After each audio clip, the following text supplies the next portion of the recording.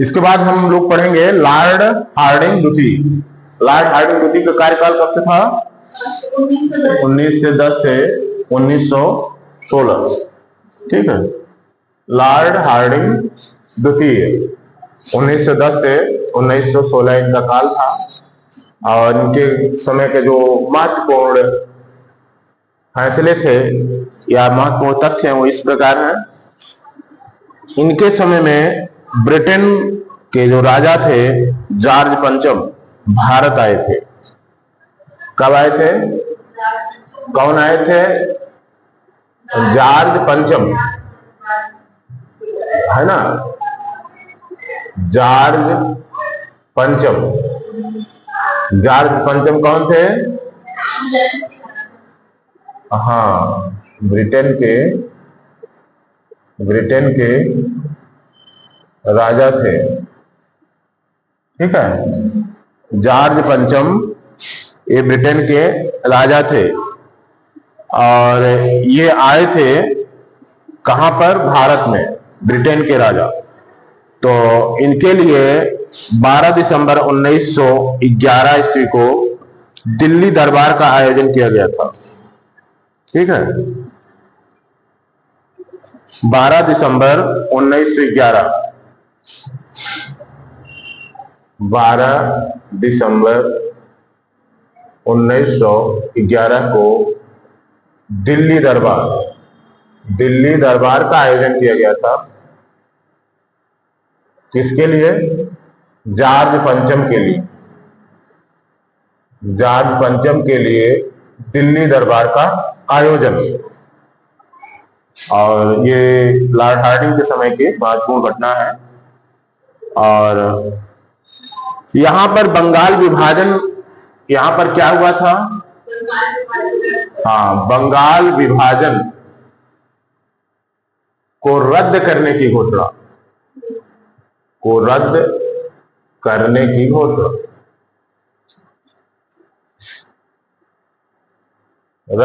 की घोषणा हुई थी। अच्छा, बंगाल विभाजन किया क्यों गया था?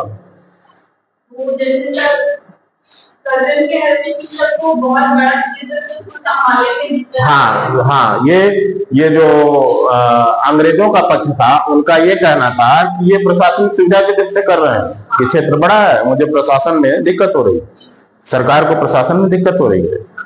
लेकिन वास्तव में जो सही कारण था कि वो जो बंगाल में इतने बड़े क्षेत्र में जो राष्ट्रवाद की भावना है वो एक इकट्ठी राष्ट्रवाद की भावना थी और सभी का इकट्ठा प्रयास था। तो उद्देश्य ये था कि अगर ये तोड़ दिया जाएगा तो राष्ट्रवाद की जो एकता है और उसमें भी विभाजन आ जाएगा।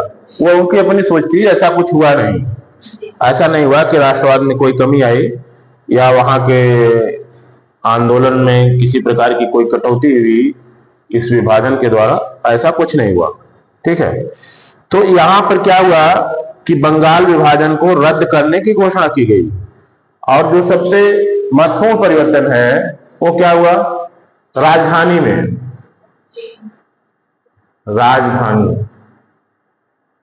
राजधानी कहां थी ब्रिटिश काल में? कलकत्ता, है ना, जबकि मुगल काल में आगरा और दिल्ली थी। तो यहां पर क्या हुआ कि राजधानी को दिल्ली लाया गया। ठीक, यहीं पर राजधानी को दिल्ली स्थानांतरित किया गया, घोषणा की गई। ठीक, राजधानी को दिल्ली लाया गया, अर्थात अभी घोषणा हुई। प्रश्न यह है कि राजधानी दिल्ली कब आई? तो आप 11 कहोगे, दिसंबर 1911 कहोगे? हाँ, 1911 आप नहीं कहोगे। यहाँ पर घोषणा हुई, अर्थात 1911 में घोषित तो हो गया लेकिन तुरंत राजधानी तो आई नहीं। तो ये राजधानी 1912 में आई।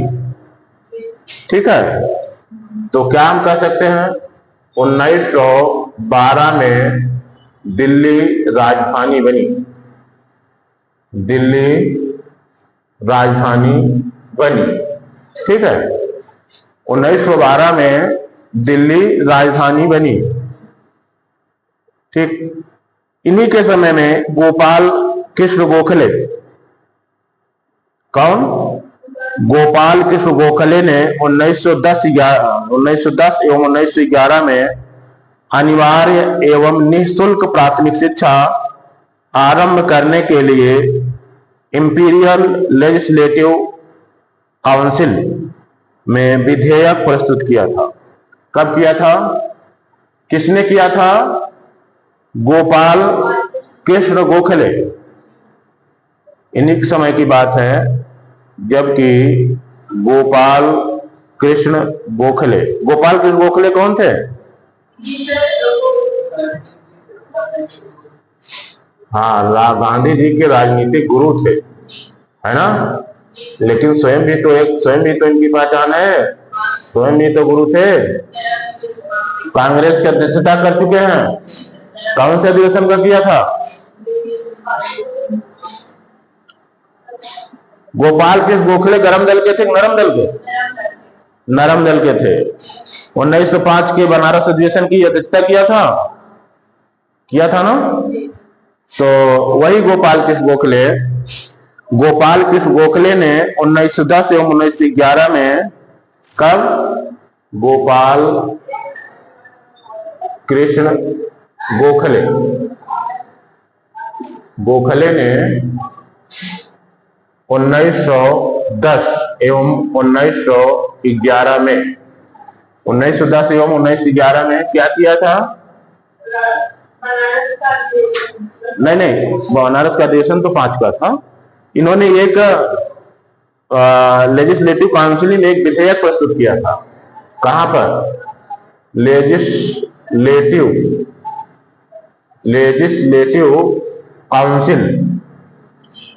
काउंसिल में एक विधेयक प्रस्तुत किया था। वो विधेयक क्या था? विधेयक प्रस्तुत किया था। और विधेयक था वो किस मुद्दे पर था? अनिवार्य एवं निःशुल्क शिक्षा, ठीक है। अनिवार्य एवं निःशुल्क शिक्षा के लिए था, ठीक। मतलब कि जिस लक्ष्य को हमने मूल अधिकार बनाया 21वें संशोधन में, उसकी बात उन्होंने 21वें नहीं 21 का के तहत, ठीक, जिस लक्ष्य मतलब जिस अनिवार्य शिक्षा को हमने मूल अधिकार बनाया आर्टिकल 21 का के तहत, है ना, उसकी बात उन्होंने बहुत पहले कब करी थी? तो मैं उसकी बात कर रहा हूं कि ये कितने अग्रगामी थे? तो पूर्वगामी थे, ठीक है। तो इन्होंने लॉर्ड हार्डिंग द्वितीय के समय में ही ये विधेयक प्रस्तुत किया था, ठीक है। तो उद्देश्य क्या था? अनिवार्य एवं निःशुल्क प्राथमिक शिक्षा, अनिवार्य एवं निःशुल्क प्राथमिक शिक्षा, ठीक है। तो प्राथमिक शिक्षा मूल अधिकार संविधान में कब है? अनुच्छेद 21 का के तहत है ना, मूल अधिकार है, मूल अधिकार। अनुच्छेद 21 का कौन सा संशोधन है? ये है 86वां। हाँ, 86वां संशोधन, 86वां संशोधन के तहत ऐसा हुआ है, अनिवार्य एवं निःशुल्क शिक्षा, ठीक है। तो इसकी बात गोपाल कृष्ण गोखले ने बहुत पहले ही कर दिया था, ठीक है। इसके लिए उन्होंने विधेयक प्रस्तुत किया था। इसके बाद है 23 दिसंबर 1912 को लॉर्ड हार्डिंग पर दिल्ली में बम फेंका गया। ये भी बहुत महत्वपूर्ण घटना है। लक्ष्य लॉर्ड हार्डिंग को ही बनाया गया था, है ना। ये बात अलग है कि उनके ऊपर गिरा कि नहीं गिरा, तो नहीं गिरा, ठीक। तो 23 दिसंबर 1912 को लॉर्ड हार्डिंग पर दिल्ली में बम फेंका गया। 23 दिसंबर 1912, 23 दिसंबर 1912 ईस्वी को लॉर्ड हार्डिंग पर दिल्ली में बम फेंका गया। लॉर्ड हार्डिंग पर दिल्ली में बम फेंका गया, ठीक है। 23 दिसंबर 1912 को इनके लिए कौन उत्तरदायी था? अनुशीलन समिति, है ना। अनुशीलन समिति किसकी थी? वही वारेंद्र घोष और प्रमथनाथ मित्र, ठीक। वारेंद्र घोष, ये उन्हीं वाली अनुशीलन समिति थी, ठीक है। तो हुआ क्या कि 23 दिसंबर 1912 को लॉर्ड हार्डिंग पर दिल्ली में बम फेंका गया। इसके लिए अनुशीलन समिति उत्तरदायी था। अनुशीलन समिति उत्तरदायी था, अनुशीलन समिति उत्तरदायी था, ठीक। और अनुशीलन समिति किसकी थी आप जानिए, ठीक है। हाँ, अनुशीलन समिति उत्तरदायी था, ठीक। हार्डिंग बम कांड दिल्ली षड्यंत्र केस के रूप में प्रसिद्ध है। सबसे खास बात कि इसको क्या कहा जाता है? दिल्ली षड्यंत्र केस, ठीक। हार्डिंग बम कांड मतलब दिल्ली षड्यंत्र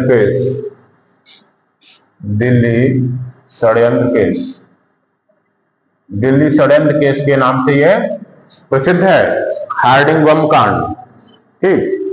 हार्डिंग बम कांड दिल्ली षड्यंत्र केस के नाम से प्रसिद्ध है। इसमें 13 व्यक्तियों को अभियुक्त बनाया गया था। किसमें? इसी में 13 व्यक्तियों को अभियुक्त बनाया गया था। अभियुक्त, अब कौन कौन से अभियुक्त थे, ये ज्यादा महत्वपूर्ण क्वेश्चन है। 13 व्यक्तियों को अभियुक्त बनाया गया था। अब 13 कौन कौन से लोग थे? जिसमें थे मास्टर अमीरचंद दीनानाथ बालमुकुंद। कौन? मास्टर अमीरचंद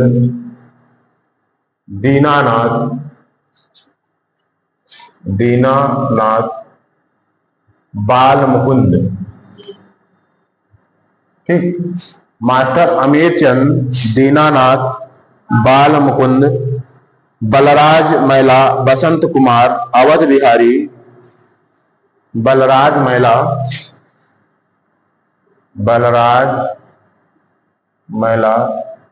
बसंत कुमार, अवध बिहारी, ठीक।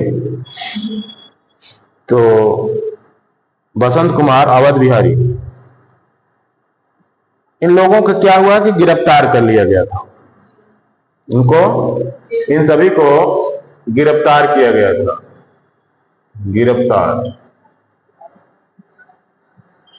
क्या किया गया था? गिरफ्तार ये लोग हो गए थे, ठीक। इसमें 4 लोगों को फांसी तथा 2 को 7 वर्ष की सजा हुई थी। इसको 4 लोगों को फांसी हुई थी। 4 लोगों को फांसी, ठीक।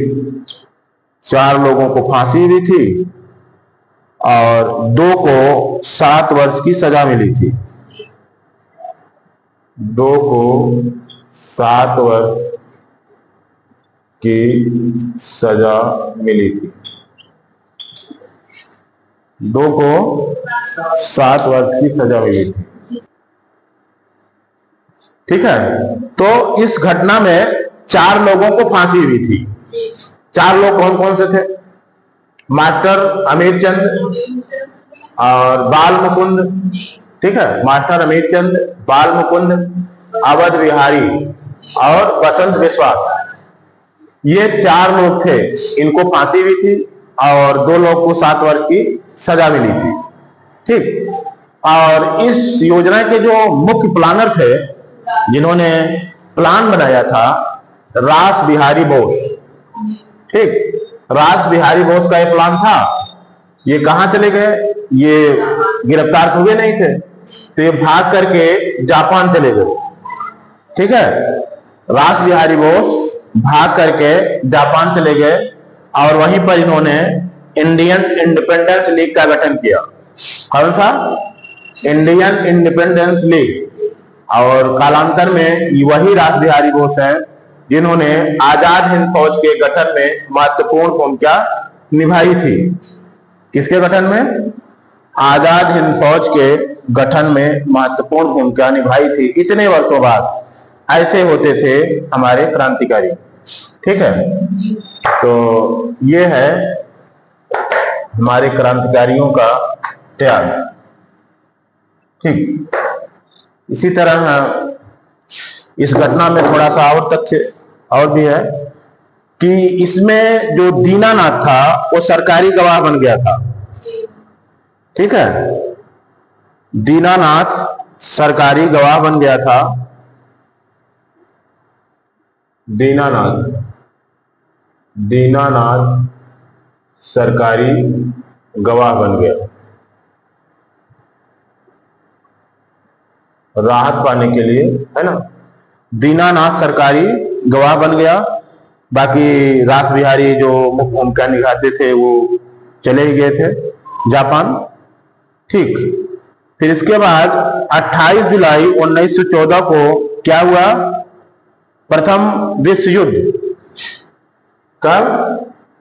28 जुलाई 1914 को प्रथम विश्व युद्ध प्रारंभ हुआ। यह इन्हीं के समय की घटना है। प्रथम विश्व युद्ध प्रारंभ हुआ। ठीक है, 28 जुलाई 1914 को प्रथम विश्व युद्ध प्रारंभ हुआ था। इन्हीं के काल की घटना कह सकते हो। इन्हीं के शासन काल में फिरोज शाह मेहता ने बॉम्बे क्रॉनिकल, किसने? फिरोज, ये पत्रिका थी, फिरोज शाह मेहता ने कौन सा? बॉम्बे क्रॉनिकल नामक पत्रिका निकाला। बॉम्बे क्रॉनिकल, ये किसी पत्रिका थी? फिरोज शाह मेहता की। ठीक है, और ये गणेश शंकर विद्यार्थी थे, ये कानपुर वाले, है ना, जानते हैं नहीं? कानपुर में मेडिकल कॉलेज का नाम भी रखा गया है, गणेश शंकर विद्यार्थी मेडिकल कॉलेज। तो गणेश शंकर विद्यार्थी, इन्होंने प्रताप नामक पत्र का प्रकाशन किया था।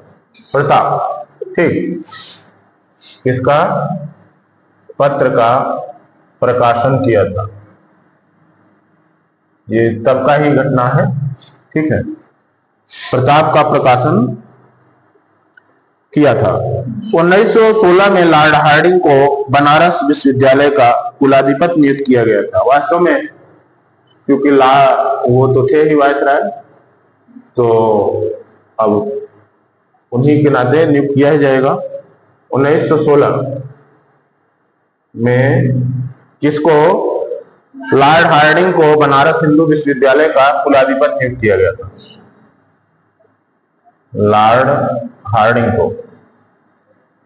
हार्डिंग को बनारस विश्वविद्यालय का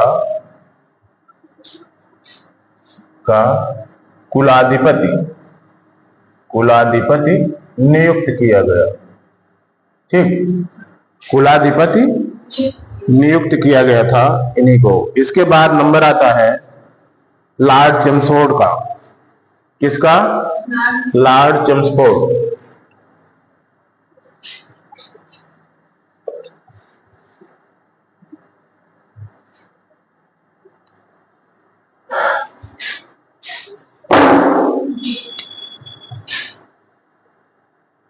लॉर्ड चेम्सफोर्ड, ठीक। मॉन्टेस्क्यू चेम्सफोर्ड सुधार इन्हीं के समय का है।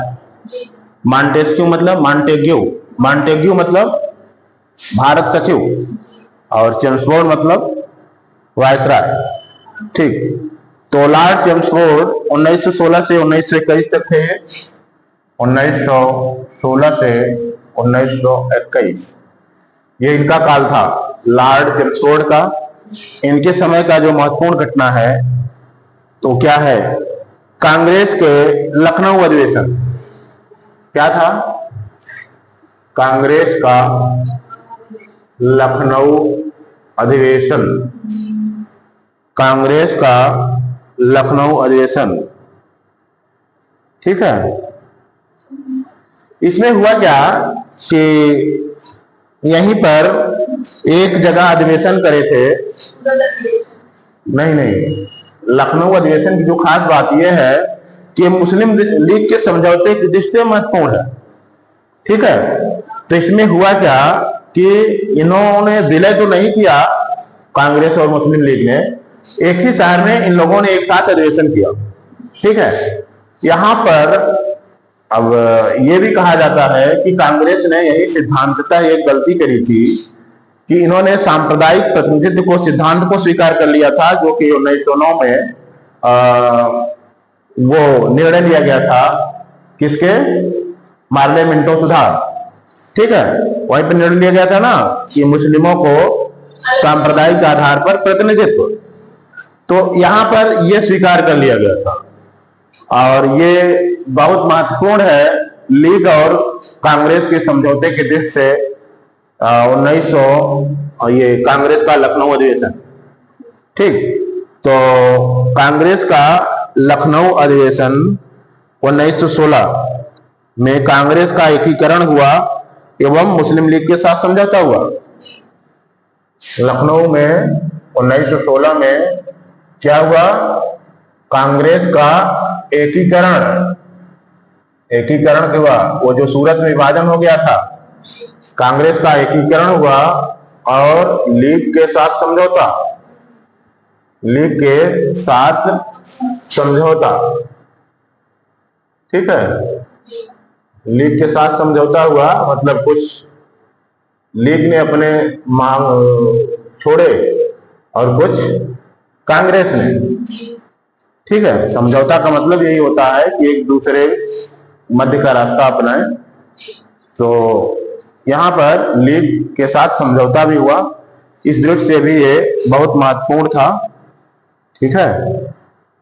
और 1916 में पूना में महिला विश्वविद्यालय की स्थापना हुई, यह भी महत्वपूर्ण है।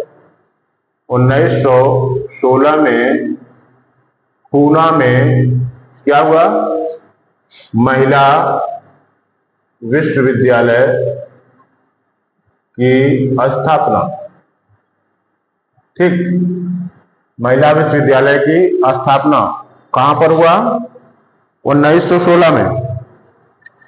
इन्हीं के काल में 1917 में शिक्षा पर सैंडलर आयोग का गठन हुआ। ये भी महत्वपूर्ण है।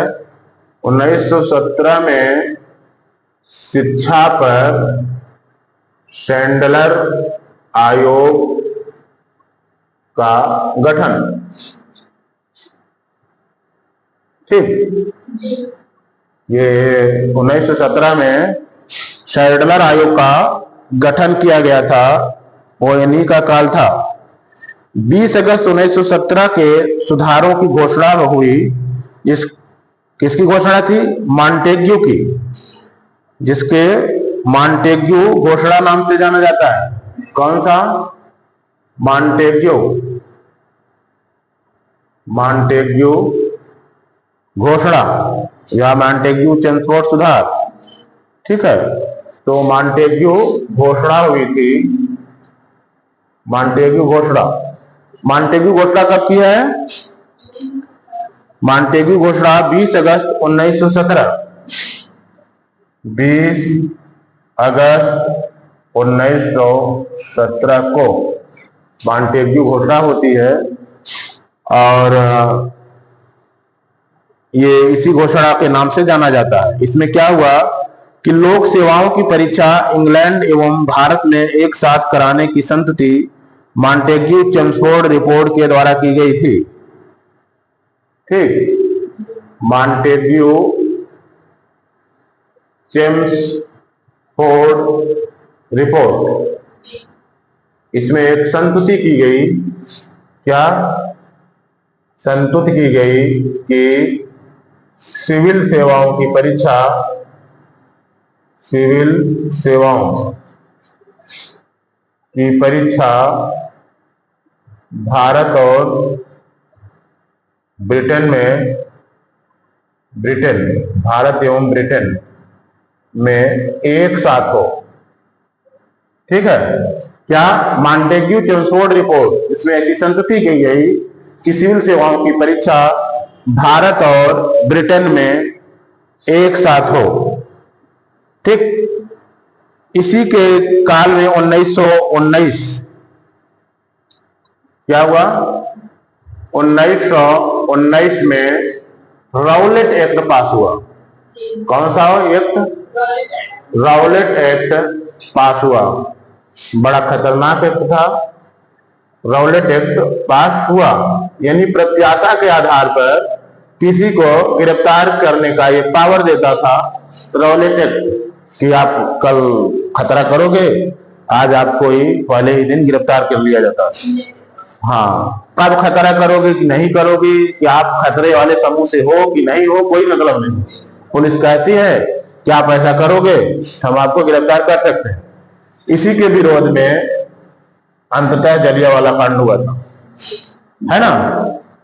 जलियांवाला कांड जैसा इतिहास का जघन्यतम अपराध इसी के परिणत के रूप में आगे चल करके हुआ था। ठीक, इसी के काल में 13 अप्रैल 1919 को जलियांवाला बाग हत्याकांड हुआ। कब हुआ था? 13 अप्रैल 1919 को क्या हुआ था? जलियांवाला बाग हत्याकांड, जलियांवाला बाग हत्याकांड, है ना। 13 अप्रैल 1919 को जलियांवाला बाग हत्याकांड इन्हीं के समय में हुआ था। खिलाफत आंदोलन एवं गांधी जी का असहयोग आंदोलन इसी के समय में प्रारंभ हुआ था। ये तो आपको पता ही है। खिलाफत आंदोलन ये किस लिए था? खलीफा के लिए था। खलीफा को पद से हटा दिया गया था, इसलिए, है ना। खिलाफत आंदोलन, और खिलाफत आंदोलन खलीफा से संबंधित था। और गांधी जी का असहयोग आंदोलन, मतलब सरकार को सहयोग नहीं करोगे, ठीक है, असहयोग आंदोलन इन्हीं के समय की घटना है। ठीक, इन्हीं के समय की घटना है। ठीक है। और तृतीय अफगान युद्ध इसी के समय का हुआ है। अक्टूबर 1920 में मानवेंद्र राय ने भारतीय कम्युनिस्ट पार्टी का गठन किया था। कब?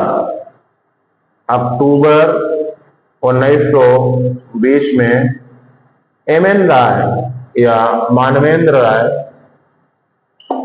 ने भारतीय कम्युनिस्ट पार्टी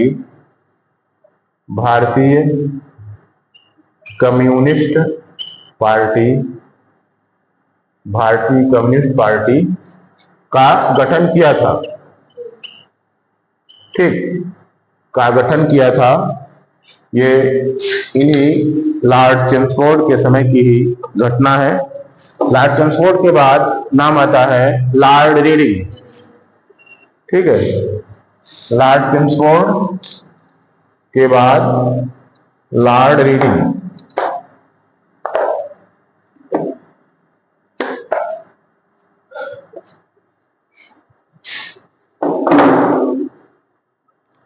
लॉर्ड रीडिंग, इनका काल 1921 से 1926 था।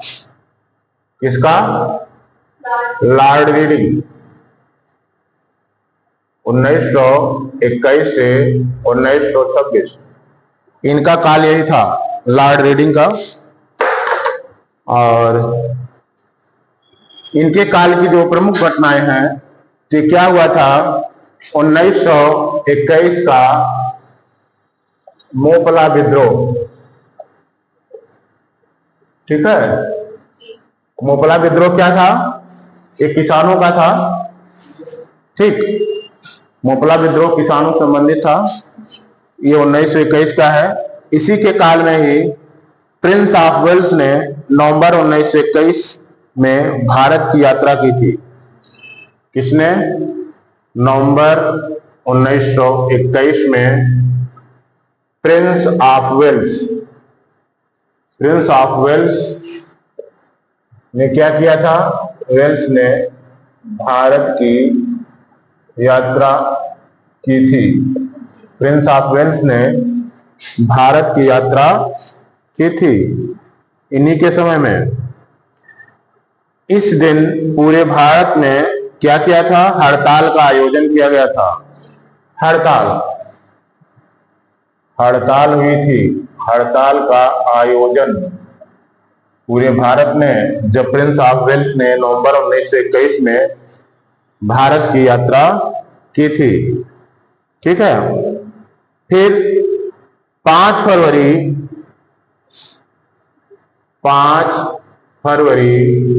1922, कहीं कहीं 4 फरवरी मिलेगा। वो क्या है? 4 फरवरी क्यों लिख देते हैं?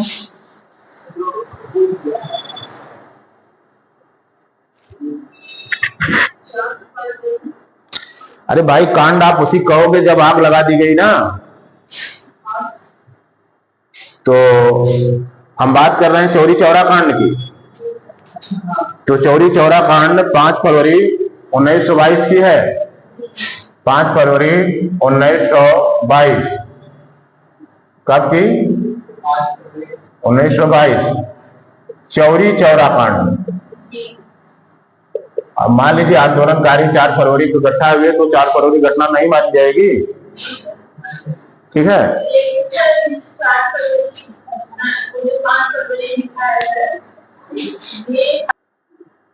ठीक है। ये लेकिन विभिन्न स्रोतों में 4 फरवरी भी आपको मिलेगा, 4 फरवरी 1922। ठीक, तो 4 फरवरी 1922 को आप गलत नहीं कर सकते। क्यों नहीं कर सकते? अब ये पता है कि अगर आंदोलनकारियों का जमावड़ा हो रहा है,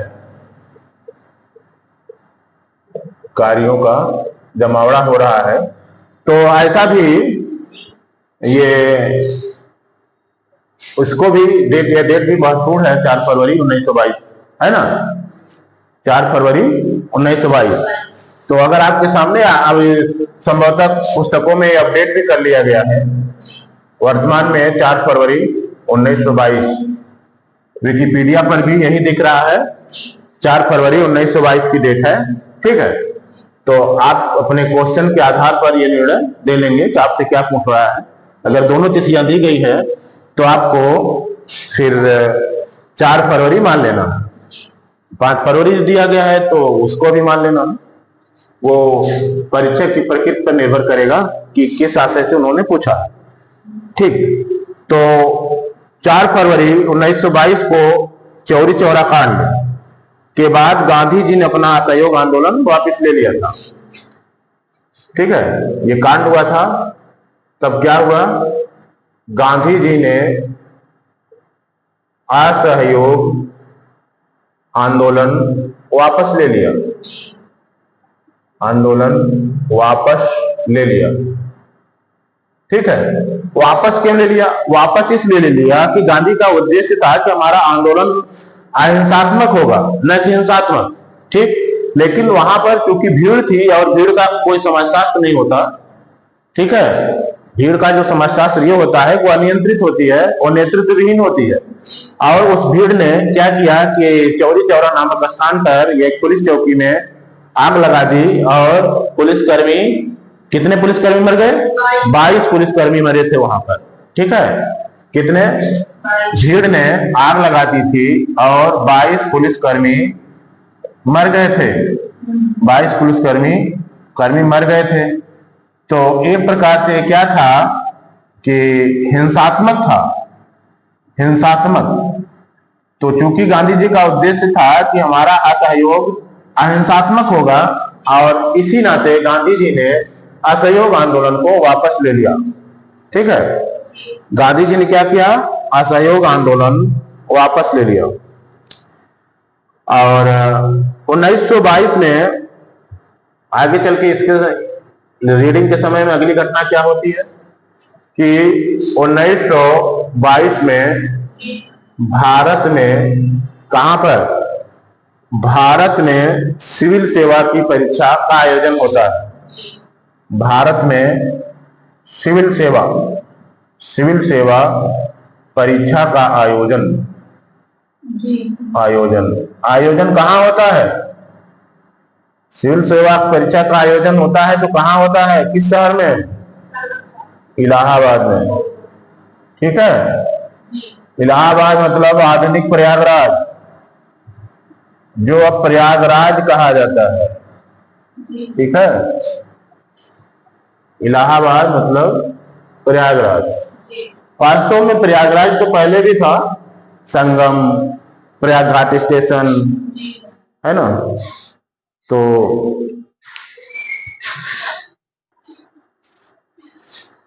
इसके बाद विश्व भारती विश्वविद्यालय, ठीक है। विश्व भारती विश्वविद्यालय जिसकी स्थापना रविन्द्रनाथ टैगोर ने किया था, ठीक है। रविन्द्रनाथ टैगोर, विश्व भारती विश्वविद्यालय जिसकी स्थापना रविन्द्रनाथ टैगोर ने किया था, ये कब स्थापित हुआ? 1921 में पश्चिम बंगाल के शांति निकेतन में। 1921 में पश्चिम बंगाल के शांति निकेतन में, ठीक। विश्व भारती विश्वविद्यालय की स्थापना 1921 में पश्चिम बंगाल के शांति निकेतन में हुआ था, ठीक। और ये 1922 में कार्य करना आरंभ कर दिया था। वर्तमान में केंद्रीय विश्वविद्यालय है। तो ये विश्वविद्यालय क्या हुआ कि 1922 में कार्य करना शुरू कर दिया। ये क्या है इस समय? केंद्रीय विश्वविद्यालय है, केंद्रीय विश्वविद्यालय, ठीक। ये है केंद्रीय विश्वविद्यालय, ठीक है। फिर इसके बाद 1923 में चित्तरंजन दास एवं मोतीलाल नेहरू ने इलाहाबाद में कांग्रेस के अंतर्गत स्वराज पार्टी की स्थापना की थी।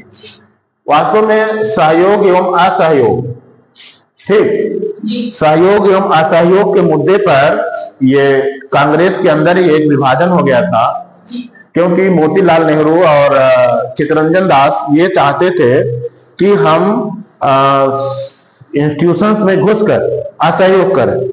कहने का मतलब ये कि हम लेजिस्लेटिव असेंबली में प्रवेश करें और वहां पर अपनी बातें रखें और विरोध करें।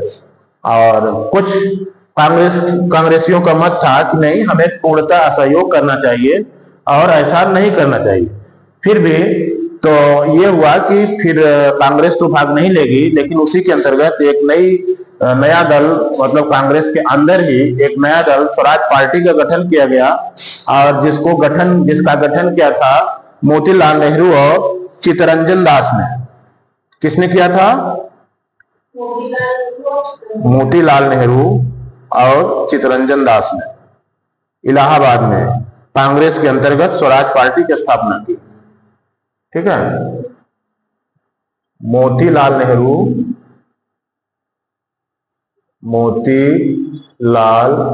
नेहरू एवं चित्तरंजन दास ने क्या किया? 1923 में स्वराज पार्टी का गठन किया। ठीक है, स्वराज पार्टी का गठन किया। कहां पर? इलाहाबाद में ही, इलाहाबाद में। यह कांग्रेस के भीतर ही एक संगठन माना गया, कांग्रेस के भीतर एक संगठन। जैसा कभी हमने बताया कि ये इसकी आवश्यकता ही क्यों पड़ी, तो मुद्दा यह था कि इंस्टीट्यूशन में घुस करके असहयोग किया जाए और कुछ लोग इससे सहमत नहीं थे। तो इसी बात को लेकर के स्वराज पार्टी की स्थापना 1923 में इलाहाबाद में की गई थी। फिर 1923 ईस्वी के चुनाव में इस दल को मध्य प्रांत एवं बंगाल में पूर्ण बहुमत मिला था।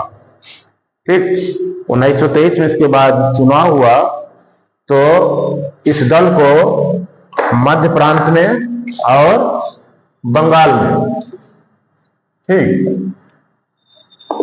मध्य प्रांत मतलब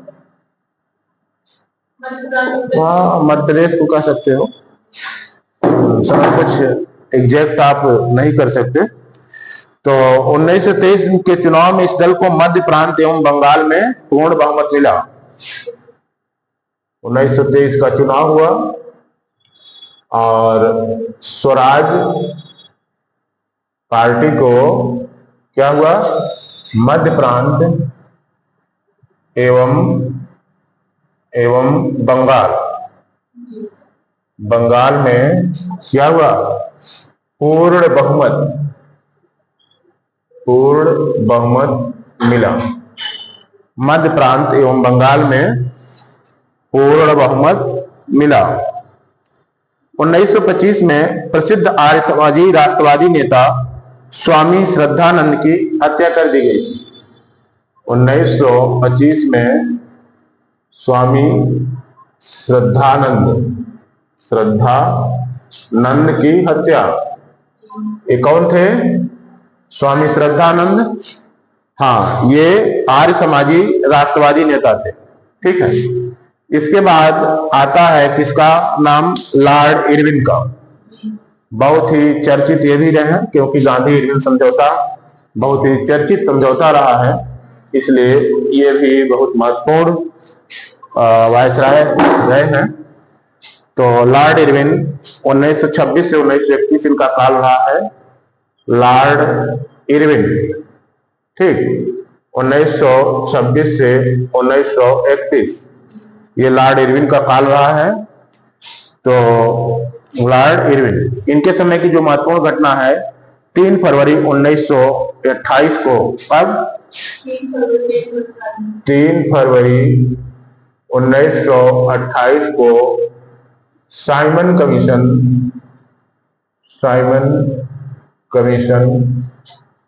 कहां पहुंचा? बंबई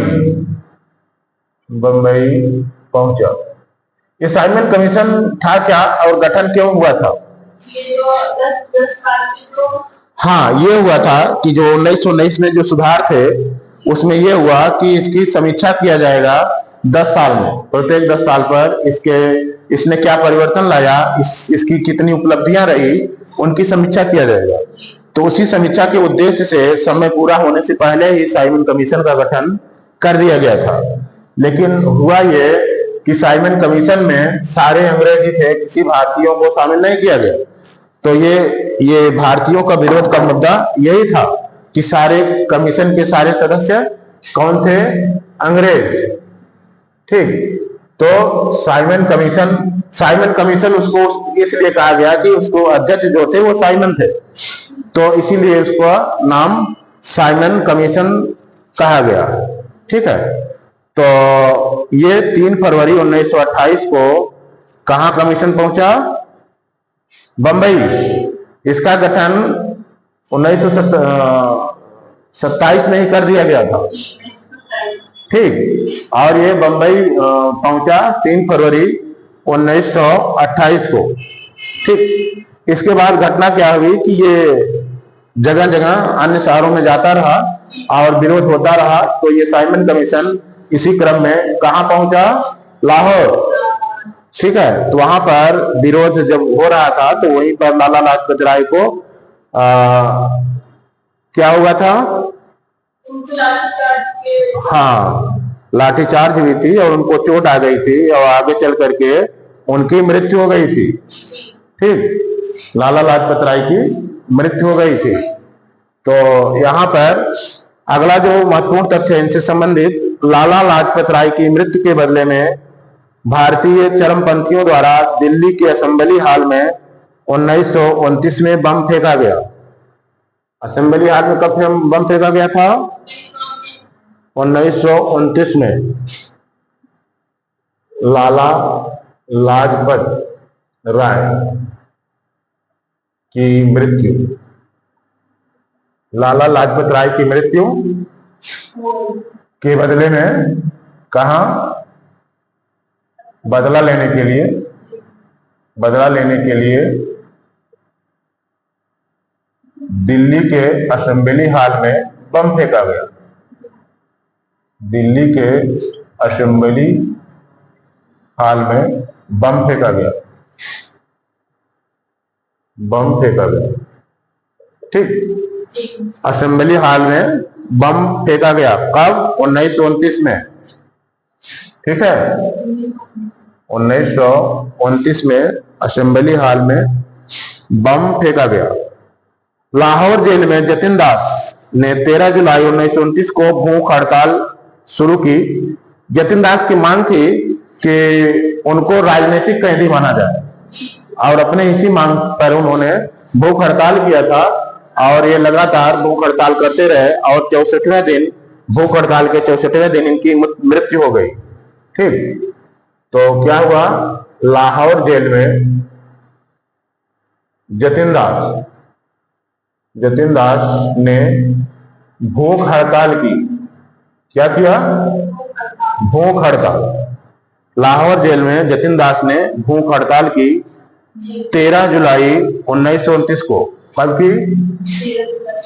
13 जुलाई 1929 को।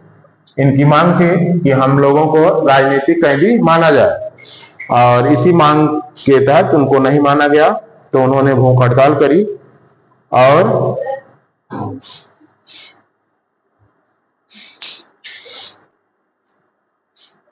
वास्तव में जतिन दास की जो मृत्यु थी, किसकी? जतिन दास की। जतिन दास की मृत्यु 13 सितंबर 1929 को हुई थी और 63 दिन की भूख हड़ताल के बाद। हालांकि उनको बहुत प्रयास किया गया उस समय उनको कि भूख हड़ताल तोड़ाया जाए, उनको नली वगैरह से दूध पिलाया गया, लेकिन वो नहीं पिए और 63 दिन की हड़ताल के बाद 64वें दिन उनकी मृत्यु हो गई। ठीक है, और ये जो भूख हड़ताल पर बैठने की तिथि है वो उतना क्लियर नहीं है। ठीक है, तो हम इनके जो जिस दिन इनकी मृत्यु हुई थी हम उस पर हाईलाइट करते हैं कि 13 सितंबर 1929 को 63 दिन की हड़ताल के बाद यानी 64वें दिन उनकी मृत्यु हो गई थी। किसकी? जतिन दास की। ठीक है, तो ये काल भी था किसका? लॉर्ड इरविन का। ठीक, क्योंकि 13 सितंबर 1929 को जतिन दास की मृत्यु हुई थी। 13 सितंबर 1929 को। ठीक, और भूख हड़ताल का कारण वही था कि जो अंग्रेज कैदियों के बीच और भारतीय कैदियों के बीच जो भेदभाव किया जाता है उसको न किया जाए और हम क्योंकि जो भी गिरफ्तारी हुई क्रांतिकारियों की उनको राजनीतिक कैदी माना जाए। ठीक है, ये मेन मांग थी उनकी और ये मांग नहीं मानी गई। 1929 में कांग्रेस के लाहौर अधिवेशन में पूर्ण स्वराज का लक्ष्य निर्धारित किया गया था। कौन सा? 1929 में कांग्रेस का लाहौर अधिवेशन हुआ था। कांग्रेस का लाहौर अधिवेशन। ठीक, लाहौर अधिवेशन। इसी अधिवेशन में क्या रखा गया? पूर्ण स्वराज। पूर्ण स्वराज का लक्ष्य रखा गया। लक्ष्य रखा गया, पूर्ण स्वराज हम लेंगे। ठीक है, पूर्ण स्वराज का लक्ष्य रखा गया। कब रखा गया? ये 1929 का जो कांग्रेस का लाहौर अधिवेशन था, और ये लक्ष्य में क्या कहा गया कि 26 जनवरी 1930 को स्वतंत्रता दिवस मनाया जाएगा। क्या कहा गया कि 26 जनवरी 1930 को स्वतंत्रता दिवस मनाया जाएगा।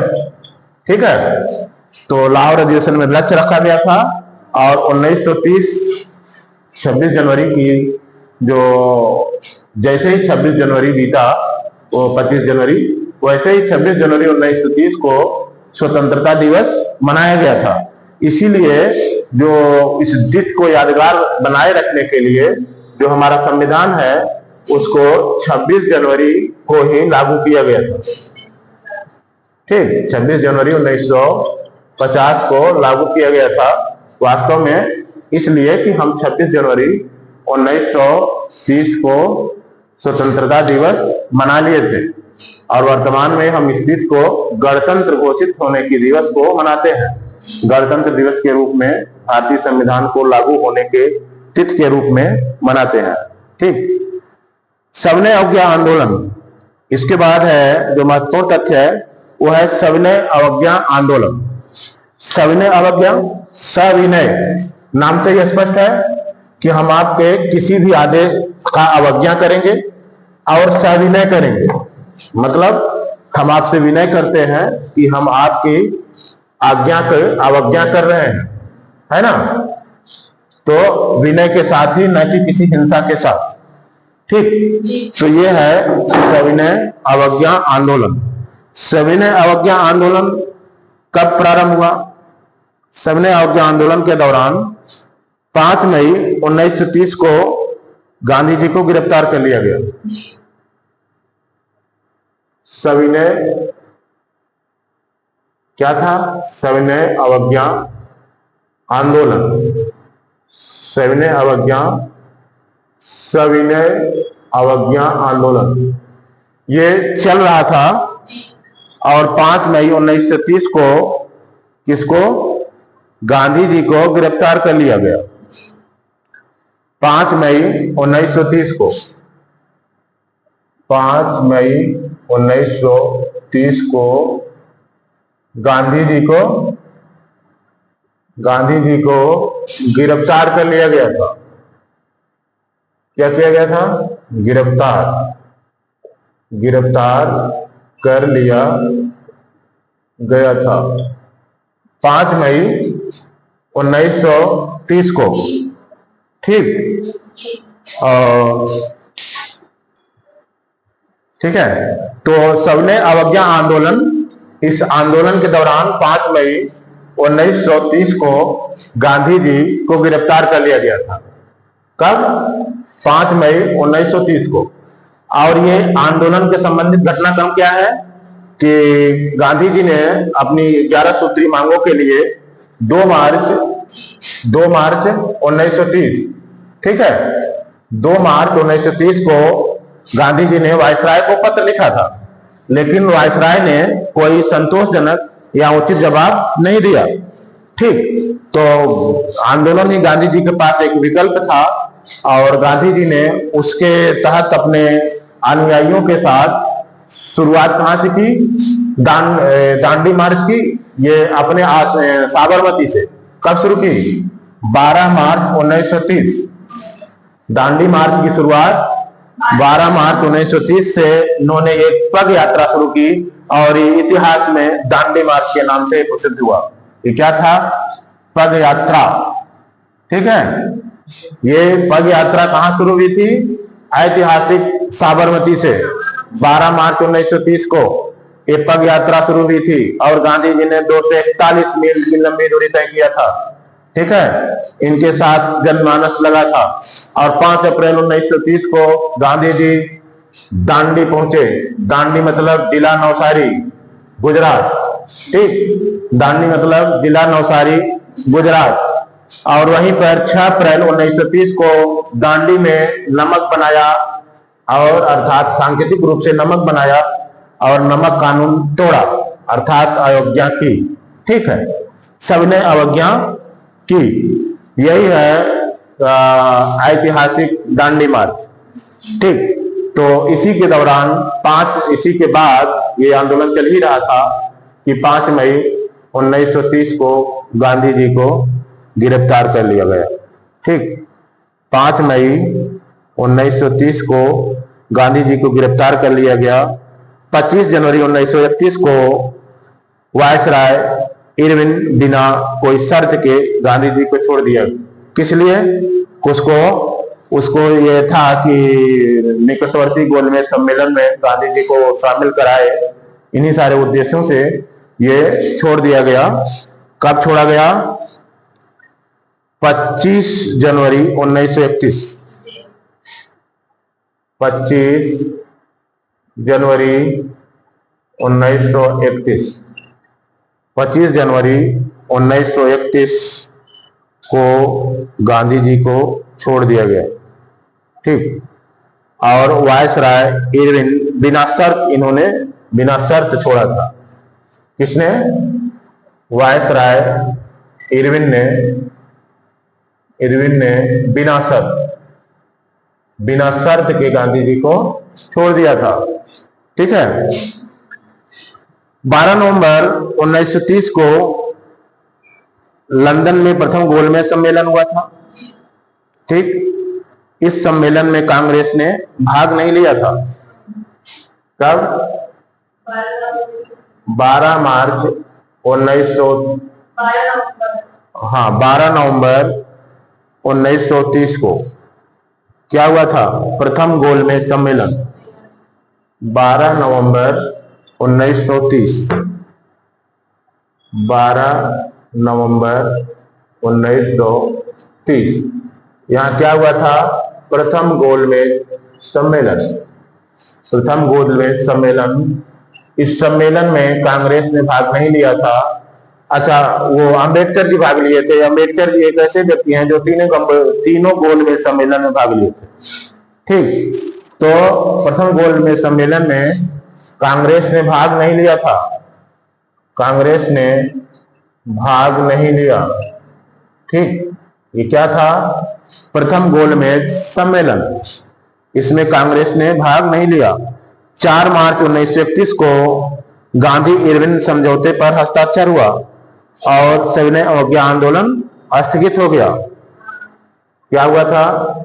4 मार्च, जैसा कि आप देख ही रहे हैं कि 25 जनवरी 1931 को वायसराय इरविन ने बिना शर्त गांधी जी को रिहा किया था। किसको?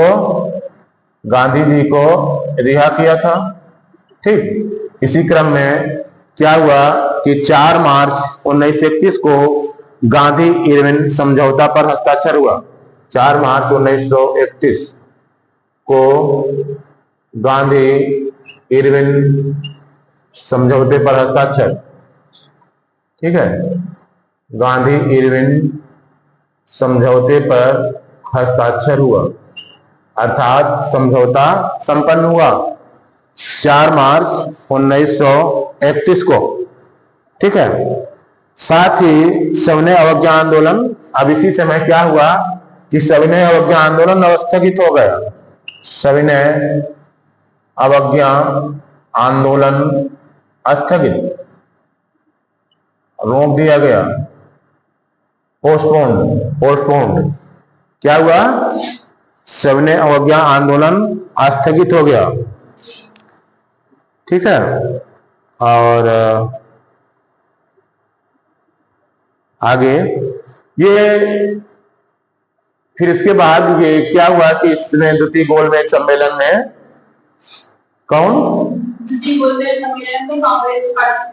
पार्टिसिपेट किया था, और गांधी जी ने लाख प्रयास किया। कुछ मामलों पर सहमति बनी और कुछ मामलों पर सहमति नहीं बनी। गांधी जी ने लाख प्रयास किया, लेकिन 23 मार्च 1931 को किसको? भगत सिंह को फांसी दे ही दी गई। ठीक, 23 मार्च 1931 क्या हुआ था? 23 मार्च 1931 को किसको फांसी दी गई थी? भगत सिंह को फांसी। 23 मार्च 1931 को भगत सिंह को फांसी दे दी गई थी। और ये जो वर्तमान में राष्ट्रपति भवन है, इसमें रहने वाले पहले व्यक्ति लॉर्ड इरविन ही थे। ठीक है, लॉर्ड इरविन। ये राष्ट्रपति भवन में जो वर्तमान में है, राष्ट्रपति भवन, इसी में रहते थे, पहले व्यक्ति थे। इस भवन के निर्माण में 17 वर्ष लगे थे। 1931 में इसका उद्घाटन हुआ था। ठीक, 1931 में उद्घाटन हुआ था और इसके वास्तुकार थे सर एडविन लुटियंस और Howard Baker. Sir Edwin Lutyens और हावर्ड बेकर। ठीक, सर एडविन लुटियंस और हावर्ड बेकर इसके वास्तुकार थे।